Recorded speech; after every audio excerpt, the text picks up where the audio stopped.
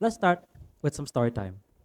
There is one big childhood memory that I keep to myself for all these years. So, there was this really big traumatic event, quite physical, not really quite physical, but quite traumatic in general.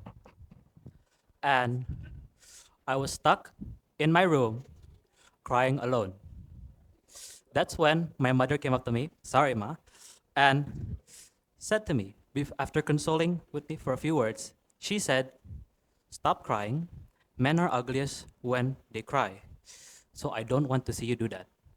Now, as a small, naive kid, I took what my mom said as gospel. I ingrained it into my memory. I ingrained it into how I learn. I grew up not wanting to express my emotions, keeping it bottled up inside, realizing, or at least naively realizing, that I knew nothing and I needed to look at others to see how I should be.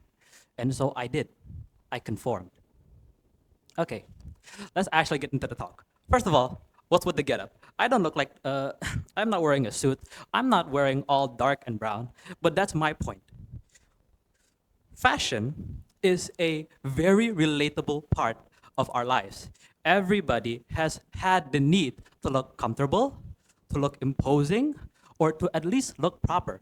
I myself am wearing an outfit that I believe is proper and comforting. But when you step outside, you expect to see a lot of that, right? You expect to see colors. You expect to see those weird outfits that you see in magazines. And you want to see a vivid extrapolation of what we can achieve. But no, we see a bunch of black, we see a bunch of brown, we see a bunch of blue, and we see a bunch of gray. That's because everybody is conforming to trends, conforming to the culture. I see fashion as a direct mirror to our personality. And the fact that so many people all wear those four colors mean one thing. I don't feel like they know a lot about themselves. I don't feel like they've understood what their self should be. So let's talk about that. Michel Foucault, in his thesis Sex, Power, and Politics, described the self as not a static nature of one should be when they were born, but always changing, always progressive, always dynamic, always pressured from society, and also inspired by what they do in their day-to-day lives. How long we take a shower, how long we, eat our meal, or maybe what's the new trend on social media. All of these inspire our mind and also inspire our fashion at a choice. We constantly shift, and I feel like everybody understands that.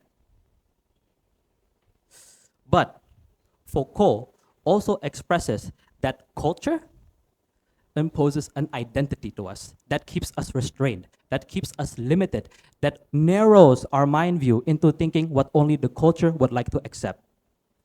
Okay, so what do I mean by culture? I don't mean the long history we have of our ancestors, of their tapestries, of our histories and fairy tales. No, I mean social culture, how we interact with one another in a space right now. That is what I'm dealing with. The contemporary social culture that is imposing, oppressive, and solitary. You feel it yourself, right? Try walking around in the streets or at a mall and realize so many people walk by us and never say a word. The entire time, we're all thinking about ourselves. We're all feeling like, you know, why would I talk to him? He's sitting down on a table doing his own thing. It might even be at an event about getting to talk with this guy, but you might not want to because that's what the culture wants you to isolate yourself. Isolate all of those talks that you want, that you might have, that you might be interested to partake in, but you don't want to because you don't want to express your feelings. Just like my anecdote when I said I should never cry. That was not wisdom from my mom.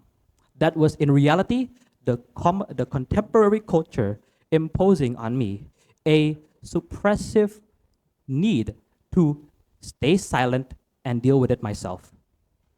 Now, considering I'm wearing pink and blue, this obviously means that I did discard that imposing uh, culture some time back because I realized during the lockdown, as we extremely isolated ourselves, you must wonder, is this right? Should I really just not talk to people at all?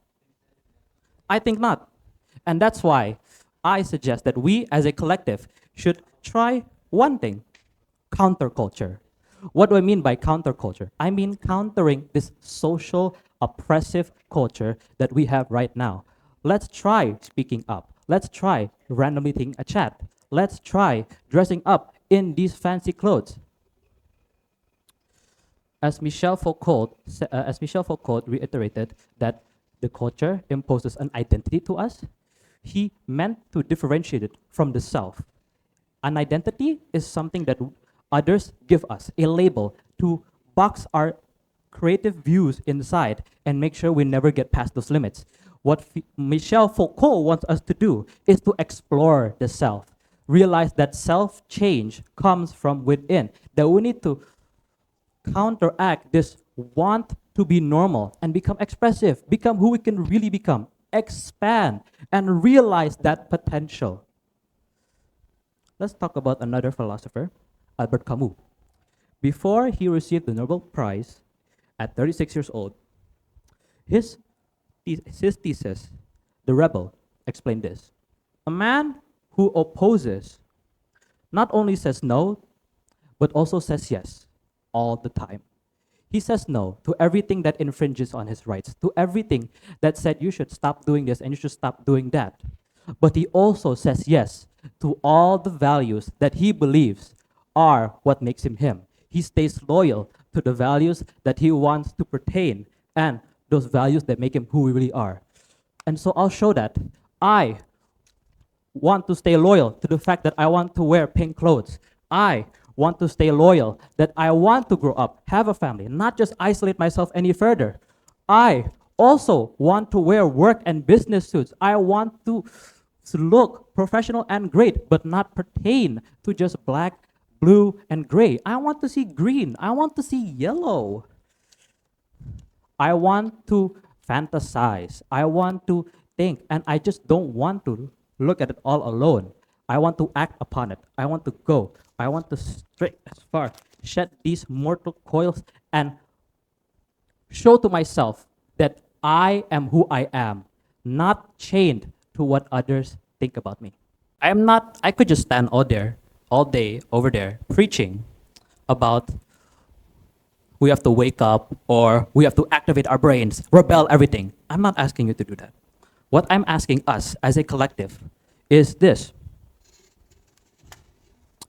Sit down, find any downcasted looking youth or just anybody in general, because we all have those problems, and start talking.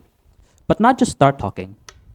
Understand, bit by bit, when they start opening up their feelings, when they discuss about the problems they themselves have, slowly but surely, we can make our own identity. We can realize that potential in ourselves, not pertain to the simple box we had, like this Jenga tower over here, but make something truly different, truly magnificent. We talk, we listen, but most importantly, we should understand. The TEDx's before and after me all have great ideas, wonderful ideas about how we should do these things, and litanies of advice that I can't give because I'm just not that cultured in it.